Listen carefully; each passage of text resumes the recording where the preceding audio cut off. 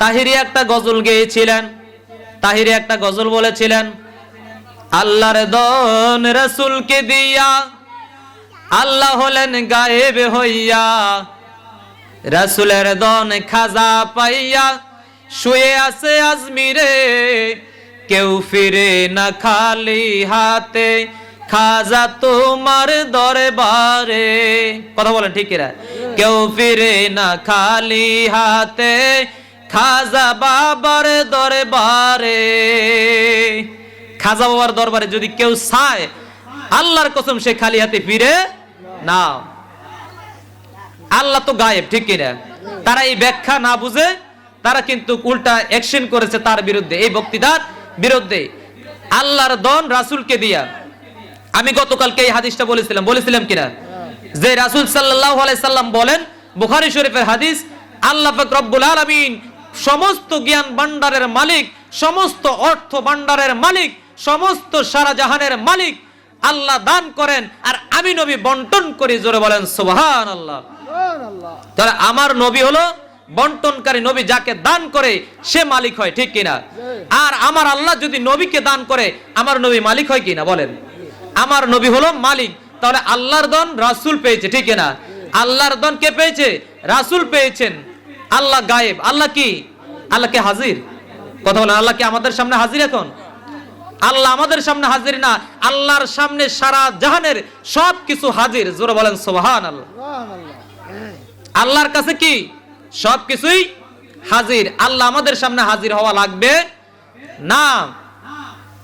খাজা গরিবে নওয়াজ অর্থ পেয়ে, রাসূলের কাছ থেকে পারমিশন পেয়ে তিনি আজমিরে শুয়ে আছেন এবং অনেক ইসলামের খেদমত করেছেন, রাজাকে পরাস্ত করেছেন, অনেক জাহান্নামী মানুষকে জান্নাতের মধ্যে জান্নাতি রূপান্তর করেছেন খাজা বাবা।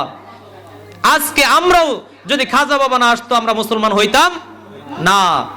কারণ খাজা বাবা এই উপমহাদেশের মধ্যে ভারতবর্ষে এসে তিনি 90 থেকে 99 লক্ষ হিন্দুকে তিনি মুসলমান বানিয়েছেন। জোরে বলেন ঠিক কিনা? আল্লাহকে পাওয়ার জন্য খাজা বাবা কেমন? খাজা বাবার এক শিষ্যের অলৌকিক ঘটনা। নাম আবুল হাসান নামে এই লোকটি খাজা বাবার শিষ্য হয়েছিলেন। খাজা প্রতিশ্রুতি দিয়েছিলেন, তোমাকে আমি শিষ্য বানাবো। কি বানাবো? শিষ্য বানাবো। ওই লোকটি এবার খাজা বাবার শিষ্য হতে পারে নাই, দুনিয়ার থেকে খাজা বাবা বিদায় নিয়েছেন। ওই লোকটা বলেন, খাজা বাবার শিষ্য হতে পারি নাই, আমি কিন্তু ছাড়বো না, আমি শিষ্য হয়ে ছাড়বো। যদি খাজা বাবা আল্লাহর ওলি হয়, কি হয়? আল্লাহর হয়ে কথা বলবেন, কি হয়? কথা বলতে কি কষ্ট হয়? কি হয়? যদি আল্লাহর ওলি হয় তাহলে আমি তার শিষ্য হব, কারণ সে আমাকে ওয়াদা দিয়েছেন। আল্লাহর ওলিরা ওয়াদা দিলে সেটা কখনো বিফলে যায় না, ঠিক কিনা বলেন?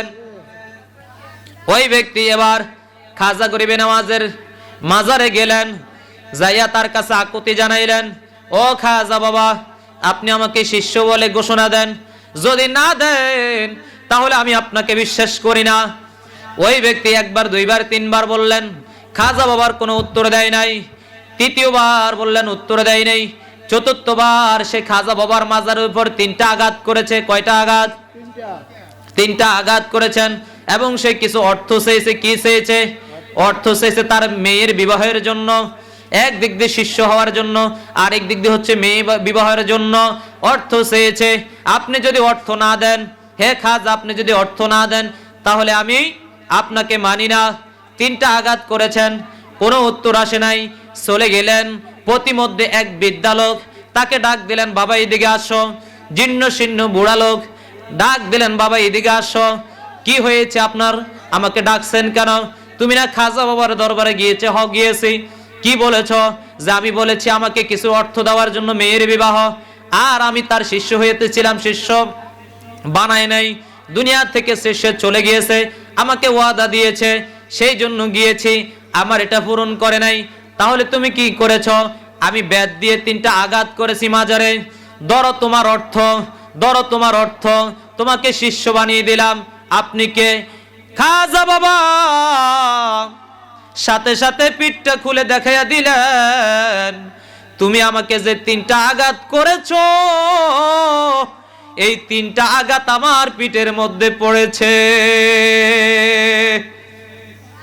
আমি সেই খাজা বাবা যার কাছে তুমি অর্থ চেয়েছো, তোমাকে আমি অর্থ দিলাম, যাও স্বাচ্ছন্দ্য বন্ধে তোমার মেয়ের বিবাহ দিয়ে দাও। আর তোমাকে আমি কুতুব বানিয়ে দিলাম, শিষ্য বানিয়ে দিলাম। জোরে বলা যাবে কি মারহাবা?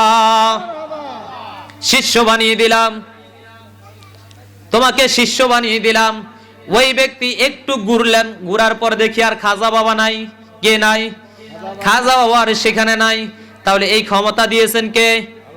আল্লাহ। যদি এই ক্ষমতা খাজা বাবাকে দেয়, তাহলে আপনার আমার এত চুলকানি কেন? জানতে চাই আপনি কোন মোল্লা, কোন মৌলবী, আপনার এত সমস্যা কোথায়? এত ফতুয়াবাজি করেন কেন? তাহিরি একটা গজল গেয়েছিলেন, তাহিরি একটা গজল বলেছিলেন, আল্লাহর দন রাসূলকে দিয়া আল্লাহ হলেন গায়েব হইয়া, রাসূলের দন খাজা পাইয়া শুয়ে আছে আজমিরে, কেউ ফিরে না খালি হাতে, খাজা তোমার দরবারে। কথা বলেন ঠিক কিনা? কেউ ফিরে না খালি হাতে, খাজা বাবার দরবারে। খাজা বাবার দরবারে যদি কেউ চায়, আল্লাহর কসম সে খালি হাতে ফিরে না। আল্লাহ তো গায়েব, ঠিক কিনা? তারা এই ব্যাখ্যা না বুঝে তারা কিন্তু উল্টা অ্যাকশন করেছে তার বিরুদ্ধে, এই বক্তৃতার বিরুদ্ধে। আল্লাহর দন রাসূলকে দিয়া। আমি গতকালকে এই হাদিসটা বলেছিলাম কিনা, যে রাসূল সাল্লাল্লাহু আলাইহি সাল্লাম বলেন, বুখারী শরীফের হাদিস, আল্লাহ পাক রব্বুল আলামিন সমস্ত জ্ঞান ভান্ডারের মালিক, সমস্ত অর্থ ভান্ডারের মালিক, সমস্ত সারা জাহানের মালিক আল্লাহ দান করেন, আর আমি নবী বন্টন করি। জোরে বলেন সুবহানাল্লাহ। তাহলে আমার নবী হলো বন্টনকারী নবী, যাকে দান করে সে মালিক হয়, ঠিক কিনা?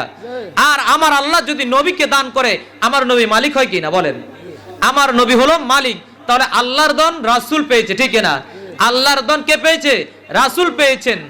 আল্লাহ গায়েব, আল্লাহ কি? আল্লাহ কে হাজির?